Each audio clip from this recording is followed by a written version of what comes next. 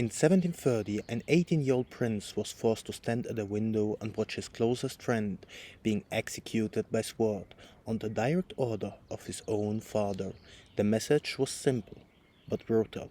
Become the man I want you to be, or I will destroy everything you love until you do. His name was Frederick. He would later be remembered as Frederick the Great, one of the most capable rulers in European history. And as I read through accounts of his early life, what struck me most is how close his father actually came to succeeding, and how strange the man who emerged from that trauma turned out to be. Frederick was born in 1712, the son of Frederick William I, King of Prussia. His father was, by nearly every account I could find, obsessed with military discipline, physical toughness, and a deep contempt for anything he considered soft. Frederick, as a child, preferred poetry. He preferred French literature, philosophy, and music. He learned to play the flute in secret because his father considered it an embarrassment, unworthy of a future king. His father called his own son effeminate openly and repeatedly in front of the court. He beat him, he humiliated his son in public. By the time Frederick was a teenager, the relationship between them had collapsed into something closer to a war than a functioning family. And then, at 18 years old, Frederick attempted to flee the country entirely, planning to escape to England with the help of a close friend, an army officer named Hermann von Katte. The plan failed. Frederick was captured and imprisoned.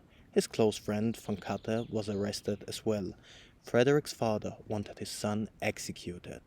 Other members of the royal council eventually talked him out of killing his own heir. Von Katte received no such mercy. The execution was deliberately staged where Frederick could see it from his prison window. His father wanted him to watch his friend die, specifically because of him. Historians still debate the exact nature of Frederick and von Katte. Several biographers have suggested it went beyond ordinary friendship, though the surviving evidence is limited and often filtered through later accounts written on Frederick when he was already king. What we know with certainty is that his father viewed the bond as dangerous close, and used the execution specifically to break something inside his own son. And here's where the story becomes genuinely strange in my view. Frederick did not break in the way his father intended. He also did not simply rebel openly. Instead, something quieter happened. He learned to perform exactly what his father wanted, while keeping everything he actually cared about completely hidden underneath it.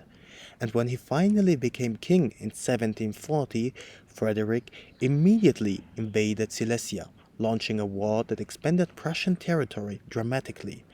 Almost overnight, he proved that he was a genuinely gifted military commander. He fought multiple wars over the following decade, often against much larger powers, and somehow kept Prussia not just intact, but stronger than before. The soft poetry-loving boy his father despised had become one of the most feared military strategists in Europe. And yet, every single evening, regardless of what had happened that day, Frederick played the flute, alone, usually in his private rooms at his palace in Potsdam. He also corresponded for over 40 years with Voltaire, calling him his teacher, sending him poetry for feedback, treating him as one of the only people whose opinion he genuinely seemed to value. Voltaire, in private letters to others, often mocked Frederick's poetry, merciless, behind his back, while continuing to flatter him directly to his face. I find something almost tragic in this detail. Even the most powerful king in Prussia needed approval from a man who privately thought his writing was mediocre. Power on the battlefield never seemed to fully translate into confidence in the parts of himself he actually valued the most. Frederick never had children. His marriage, arranged for political reasons, was reportedly distant and largely unhappy on both sides. He spent most of his free time surrounded by male companions, philosophers, musicians, and officers at his retreat palace in Sanssouci, a name that literally means without worry. Whether the name was aspiration or quiet irony, historians still argue about it. Given everything that we know, I lean toward irony. He built one of the most disciplined, efficient states in Europe. He also, by most accounts, remained quietly lonely inside it for most of his life. What strikes me most about Frederick's story is how completely his father's plan both worked and failed at the same time. He wanted to create a hardened, disciplined ruler, and he got exactly that.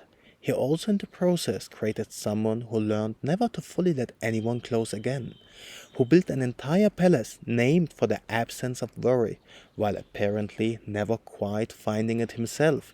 And in my view, this is the part of great man history rarely makes room for. Frederick changed the map of Europe.